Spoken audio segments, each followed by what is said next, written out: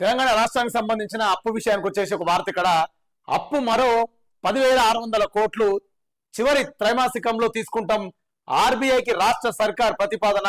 3 త్రైమాసికాల్లో 68,300 కోట్లు, వార్షిక అంచనా 54,009 కోట్లు అని చెప్పేసి కూడా ఒక వార్త ఇక్కడ మనం చూసుకోవచ్చు. దీని గురించి వివరించే ప్రయత్నం చేస్తా.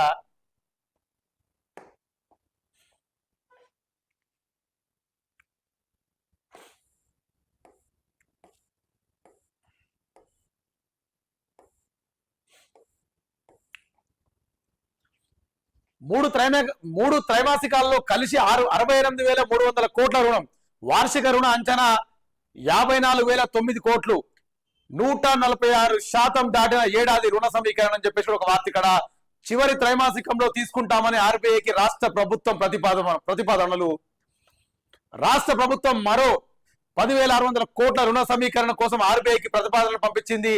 ఓపెన్ మార్కెట్ రుణాల్లో భాగంగా ప్రతి మంగళవారం నిర్వహించే వేలంలో పాల్గొని మొత్తాన్ని సేకరిస్తామని పేర్కొన్నది. 2025-26 ఆర్థిక సంవత్సరంలో 4వ త్రైమాసికానికి గాను జనవరి మార్చ్ ప్రభుత్వ సెక్యూరిటీలు పెట్టి ఈ మొత్తం రుణాన్ని విడతల వారీగా తీసుకుంటామని ఇండెంట్ పెట్టింది. జనవరిలో 1,600 కోట్లు, ఫిబ్రవరిలో 4,000 కోట్లు, మార్చిలో మరో 4,000 కోట్లు, ఇలా మొత్తం 10,600 కోట్ల రుణ సమీకరణ చేస్తున్నామని వెల్లడించింది.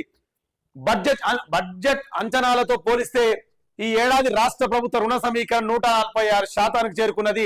రాష్ట్ర చరిత్రలో ఇదే అత్యధిక రుణ సమీకరణ కావడం విశేషం. దేశంలోనే వివిధ రాష్ట్ర ప్రభుత్వాలు, కేంద్ర పాలిత ప్రాంతాలు ఆర్థిక అవసరాల కోసం 2026 జనవరి నుంచి మార్చి వరకు 4వ త్రైమాసికం జరుపుబోయే మార్కెట్ రుణాల వివరాలను reserve bank of India RBI తాజాగా వెల్లడించింది. రాష్ట్ర ప్రభుత్వాలతో సంప్రదింపులు జరిపిన అనంతరం ఈ మూడు నెలల కాలంలో మొత్తం 4,99,821 కోట్లు నిధులు మార్కెట్ రుణాల ద్వారా ఇవ్వాలని నిర్ణయించినట్టు ఆర్బీఐ ప్రకటించింది. ఇప్పటికీ ఆర్బీఐ నుంచి 68,300 కోట్లు అప్పు తీసుకుంది. తెలంగాణ రాష్ట్రం అప్పు తీసుకుని చెప్పి ఒక వార్త ఇక్కడ చూసుకోవచ్చు. ఇక్కడ లెక్కల వారీగా చూస్తే 2025-26 ఆర్థిక సంవత్సరంలో ఆర్బీఐ నుంచి తీసుకున్న అప్పు Q1 లో 17,400 కోట్లు, Q2 లో 32,500 కోట్లు, Q3 లో 18,400 కోట్లు, Q4 లో 10,600 కోట్లు, మొత్తం 78,900 కోట్లు అప్పు తీసుకున్నట్టు ఒక వార్త ఇక్కడ.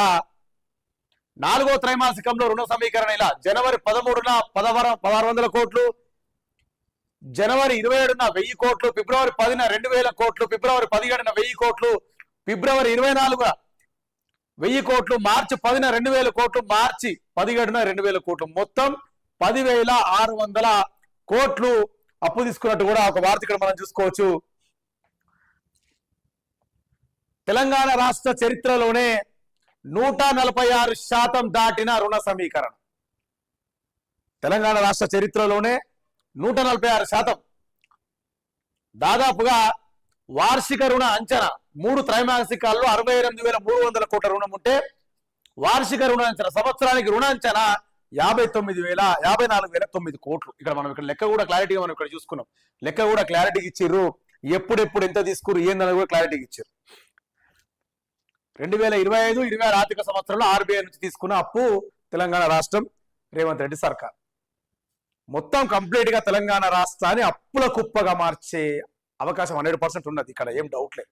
సరే, నేనేమంటున్నా అంటే 17,000 కోట్లు, 32,000 కోట్లు, 18,000 కోట్లు, 10,000 కోట్లు, 70 టోటల్ గా మొత్తం కలిపి 78,000 కోట్లు అప్పు చేశారు కదా.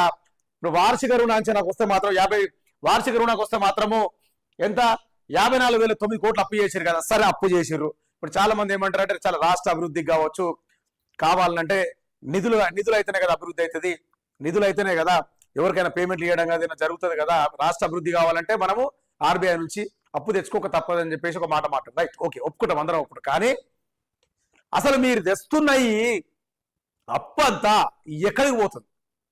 వాస్తవానికి మనం చూసుకుంటే కూడా రాష్ట్రంలో కూడా ఎక్కడ అభివృద్ధి అనేది ఇంతవరకు లేదు. కేసీఆర్ గారు కావచ్చు, కేటీఆర్ గారు కావచ్చు, ఒకటే మొత్తుకుంటారు వాళ్ళు. ఎక్కడ కమ్సేకం ఒక ఇటుక పెట్టింది లేదు, ఒక ప్రాజెక్టు కట్టింది లేదు. మరి అప్పులు పోనీ రిటైర్మెంట్ ఎంప్లాయీస్ మన లొల్లి పెట్టుకుంటారు, మన ధర్నా చేసిరు వాళ్ళు. రిటైర్మెంట్ ఎంప్లాయీస్ ధర్నా చెప్పారు, వాళ్ళకి ఏమైనా పేమెంట్స్ ఇచ్చిర్రా అంటే అది లేదు. పోనీ స్కాలర్షిప్స్ నిరుద్యోగులకి విద్యార్థులకి స్కాలర్షిప్స్ పెండింగ్లు ఉన్నాయి, పోనీ అట్లేమైనా సాయం చేసిర్రా అంటే అది లేదు. స్కాలర్షిప్ ఇచ్చారంటే అది లేదు. పోనీ ఏమంటారంటే వాళ్ళు ఇచ్చిన గ్యారంటీలు ఏమైనా అమలు చేసిన పోనీ రైతు భరోసా కావచ్చు, రైతు బీమా కావచ్చు, అప్పుడు కేసీఆర్ కిట్ అని చెప్పేసి కిట్ పెట్టిండు. పోనీ పొద్దున్న లేస్తే బడి పిల్లలకు ఉచిత టిఫిన్ అని చెప్పేసి, అంటే ఇంకా ఏదైనా ఉండొచ్చు. రాష్ట్రానికి సంబంధించిన అభివృద్ధి కార్యక్రమాల్లో కావచ్చు, ఎవరికైనా ఇళ్ళకైనా ₹1 తీసి ఇచ్చిర్రా? మన పైసలు తట్టుపోతుంది. ఇటు చూస్తారేమో రాష్ట్రం ఏమో అప్పుల కుప్పగా మారుతుంది. వాళ్ళు లాస్ట్ కోసం ఎవరి మీద భారం పడుతుంది? అంతా మన మీదనే కదా, తెలంగాణ ప్రజల మీదనే భారం పడుతుంది. ఒకసారి మనం అర్థం చేసుకోవాలి. అప్పులు చేస్తున్నారు అంటే అప్పులు చేయండి, అప్పులు చేయడానికి ఎవరేం అడ్డం లేదు. మనం ఏమంటారు అంటే భారతదేశంలో అప్పులు లేకుండా ఏ రాష్ట్రం కూడా ముంగడికి పడది, అది పక్కాది. కానీ ఈ అప్పులు చేసిన కుప్ప ఎవరికి పెడుతుర్రు? ఎవరికి రూపాయి కూడా మీరు ఇస్తలేరు. ఈ కాంగ్రెస్ గవర్నమెంట్ అప్పులు తెస్తుంది తప్ప మనది అప్పులు తెచ్చి అభివృద్ధి పేరు చూపించుకుంటా వాటాలుగా పంచుకుంటారేమో డౌట్.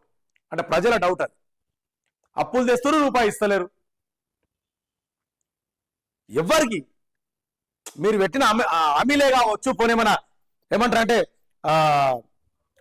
6 గ్యారెంటీలు మీరు ఇచ్చారు. ఫ్రీ బస్ ఇచ్చారు కదా, ఫ్రీ బస్ ఇచ్చిన తర్వాత ఇంకా 5 గ్యారెంటీలు మీలే ఉన్నాయి కదా. పెన్షన్లు పెంచిరా ఏమన్నా? లేకపోతే మహిళలకు 2000 ఇస్తాను. ఇంట్లో ఎంతమంది ఆడవాళ్ళు ఉంటే అందరు ఒక్కొక్కరికి 2,000 ఇస్తామని చెప్పేసి అట్లేమని ఇచ్చిరా? నిరుద్యోగులకు ఏమో భృతి ఇచ్చిరా? అసలు ఏమీ లేదు. అసలు మీరు చెప్పింది వేరు, మీరు చేసేది వేరు. కానీ అప్పులు మాత్రం గణనీయంగా పెరిగి దాదాపు ఇప్పటికీ టిఆర్ఎస్ గవర్నమెంట్ 2,80,000 కోట్ల అప్పు 10 సంవత్సరాలలో చేస్తే అది మనం చెప్తున్న నివేదిక కాదు, డైరెక్ట్ అసెంబ్లీలో పార్లమెంట్ లో చెప్పిన నివేదికనే ఇదంతా. ఇప్పుడు కాంగ్రెస్ గవర్నమెంట్ వచ్చిన 2 ఏళ్లలో 2,40,000 కోట్ల అప్పు చేసి ఏ ఒక్క ప్రాజెక్టే కావచ్చు ఏది కూడా కట్టలే, ఎవరికి కూడా ఏ బిల్లులు చెల్లించలేదు, ఎవరికి రూపాయి ఇవ్వలేదు ఇప్పటిదాకా. మరి ఆ పైసలు ఎటుపోయినాయి? మనం అర్థం చేసుకోవాలి. అంటే ఎటు పోతున్నాయి?